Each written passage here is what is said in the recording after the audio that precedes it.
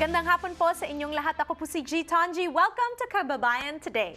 Ngayong araw na ito ay kakaiba at makakausap natin ang mga modern day healers. Starting off with Virgil Mayor Apostol, nagmumula sa bloodline ng mga indigenous healers. He has dedicated himself to the research, development, and promotion of Philippine indigenous traditions, including those of his Ilocano ancestral heritage. He's also the author of The Way of the Ancient Healer, Secret Teachings from the Philippine Ancestral Traditions. Ayan po ang kopya ng libro. And he also is the co-author of Healing Hands of Hilot.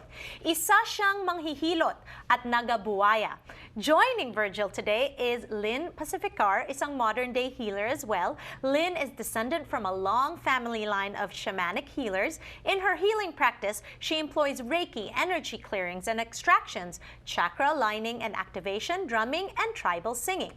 With the assistance of the spirit, archangels, ascendant masters, spirit animal guides, and mediumship, Lynn helps her clients achieve healing on many different levels. She's also a certified Usoy Holy Fire Reiki practitioner and a certified psychic housewife for readings and mediumship. Pag-uusapan natin ang kanilang mga unique talents and gifts na panghihilot at healing. Welcome to Kababayan Today. Thank you. Virgil, Lynn, I'm so glad you're here. In the 1 year that I've taken over this position, I've never had the opportunity to speak to people that do this amazing work that you do. So I'm very excited.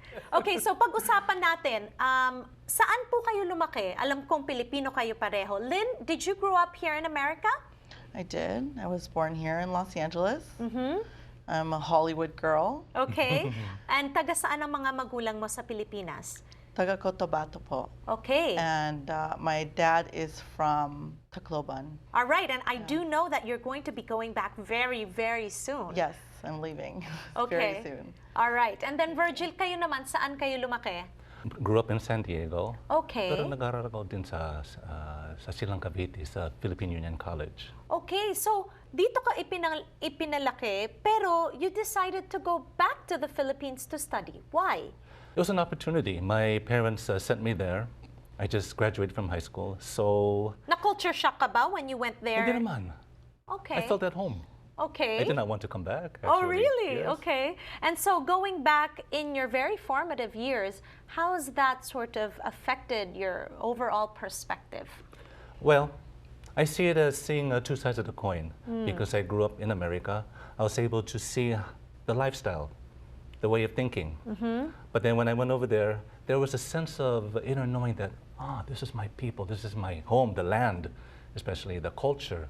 And so everything resonated. It was as if I was there to remember things and to bring things out of me. Okay, that's I always encourage our Phil-Am friends and kababayans to do that, to go home, to understand what it means to be Filipino and be in that land. It really is cathartic, isn't it? Very much. Okay, so how has this helped the work that you do? Because the work that you do, a lot of people don't really understand. Ano ba itong healer? What, in layman terms, paano mo i-describe yung trabahong ginagawa nyo? Lynn? What I do is I talk to someone who is in need of healing, and I find out what they need, what they're wanting addressed. And then I really try to intuitively look at every aspect of their life, from the physical, spiritual, and mental facets. Then I let them know what I feel and what I see is going on. And like with every person, everybody's different. So depending on the person, that's the modality I will be using. Okay. To address their issues. Okay. All right. So, Virgil, with the work that you do, alam naman natin we're here in the Western Hemisphere. So, medicine is always sort of battling our Asian influences. And bago naman dumating ang Western medicine sa Pilipinas, lahat ng mga baryo sa Pilipinas merong manghihilot. Bakit kaya nag-die down na ito? The encroachment of Western civilization. Well, it started with colonization. And so there was a sense of superiority that people wanted to attain. especially that they look down as, with our practices as being somewhat on a lower scale. So anything that comes from abroad into the Philippines has, there's favoritism towards it. So in terms of your work as a manghihilot, there's, I'm sure, this constant battle of reviving these indigenous practices. What is your experience in terms of sort of this, back and forth? Experiences. Well, what I tend to do is to look at the roots of healing. In regards to our own practices, we have so many variety of healing practices that Western medicine does not quite understand. And so what I do is I look at the roots of these practices, and I see parallelisms with practices that are done here in the West.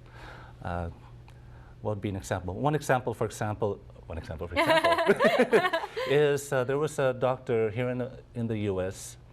He had a glass rod, and every time he would rub it on someone's abdomen, there would be a sense of stickiness, and he knew exactly where the ailment was. And this was a Western medical doctor. Okay. Now, a comparable practice in the Philippines is when they use the leaf.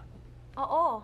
And Yung banana leaf. Yung banana leaf. Oo. Kahit papel, pwede rin. Oo. Okay. So what they do is they would apply the oil. Sometimes they would write orasyon on it, heat it over the flame, and then start to drag it. And then once there's the stickiness, then they knew exactly that's where the pilay was. Okay, and the pilay, yes. Yes, they started to So that's where manipulate they the know area. where to work on it. Okay, it's a very interesting topic. When we return, we'll talk to our modern day healers.